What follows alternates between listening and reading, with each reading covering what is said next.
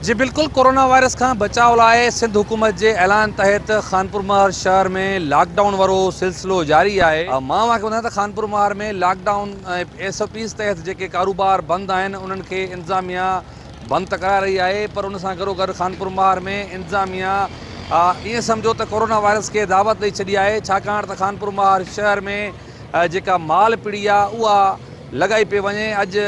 ॿियो ॾींहुं आहे, ॿ ॾींहं पहिरीं बि माल पिड़ी लॻाई वई खानपुर महर में, अॼु बि जेको आहे सो माल पिड़ी लॻाई वई आहे, जंहिं माल पिड़ी में खानपुर महर ऐं पसगिरद सां तालुक़ु रखंदड़ जेके वापारी आहिनि, आम तबिके सां माण्हू रखंदड़ जेका ॻोठाणा आहिनि ऐं घोटकी ज़िले जे मुख़्तलिफ़ तालुक़नि सां जेके तालुक़ु रखंदड़ वापारी आहिनि, उन्हनि जी वॾे अंग में हिन माल पिड़ी में शिरकत थी। उहो जेको आहे पंहिंजो माल खणी करे हिन माल पिड़ी में पहुता ऐं बग़ैर कंहिं सोशल डिस्टेंस जे जेको आहे सो ख़रीदो फ़रोख़्त थींदी रही माल जी। किथे बि असांखे नज़र न आयो त खानगढ़ तालुके जी इंतज़ामिया जे हुकुमनि तहत SOPs ते को